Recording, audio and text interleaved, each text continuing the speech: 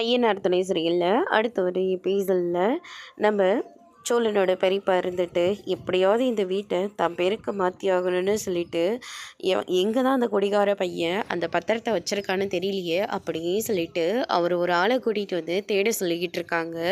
அதுக்கு அடுத்து தான் வந்து பார்த்திங்கன்னா வெளியே ஏதோ சத்தம் கேட்குது அப்படியே சொல்லிட்டு சோழன் வந்து எட்டி பார்க்கவும் அவங்க பெரியப்பாவும் கூட ஒரு ஆளும் நின்றுட்டுருக்காங்க. அவங்கள பார்த்த உடனே சோழன் வந்து பயங்கரமாக ஷோக் ஆகுறாங்க.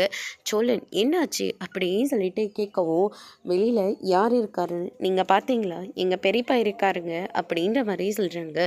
என்ன சொல்கிறீங்க, இங்கே இப்படி உங்கள் பெரியப்பா வருவார் அப்படின்னு சொல்லிட்டு கேட்கவும் அவங்களும் ஒரு வேளை இந்த டாக்குமெண்ட்டை எடுக்கிறதுக்காக கூட வரலாம் இல்லையா அப்படின்ற மாதிரி சோழன் வந்து சொல்லவும், இப்போ நம்ம எப்படி இங்கேருந்து தப்பிக்கிறது, அவர் மட்டும் உள்ளே வந்தாருன்னா கண்டிப்பாக நீங்கள் உள்ளே மாட்டிப்பீங்களே, இப்போ என்ன பண்ணுறது அப்படின்னு சொல்லிட்டு கேட்கவும், பேசாமல் நீங்கள் போலீஸ்க்கு ஃபோன் பண்ணி சொல்லுங்கள், சீல் வச்ச வீட்டை இங்கே ஒருத்தர் உடைச்சிட்ருக்காரு அப்படின்னு சொல்லிட்டு ஃபோன் பண்ணுங்கள். கண்டிப்பாக எங்கள் பெரியப்பா வந்து அரெஸ்ட் பண்ணி கூட்டிகிட்டு போயிடுவாங்க.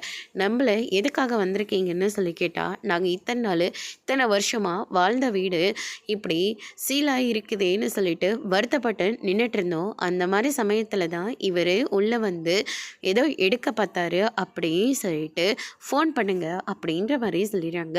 அதுக்கு அடுத்ததாக வந்து பார்த்திங்கன்னா சொன்ன மாதிரி நிலா இருந்துட்டு திருட வந்திருக்காங்க அப்படின்னு சொல்லிட்டு போலீஸ்க்கு ஃபோன் பண்ணி இன்ஃபார்ம் பண்ணிடுறாங்க. என்னடா இது போலீஸ் சுத்தமாக இருக்கேன்னு சொல்லிட்டு இவர் ரொம்பவே பயந்து போகிறாங்க. அதோட முடிச்சிருக்க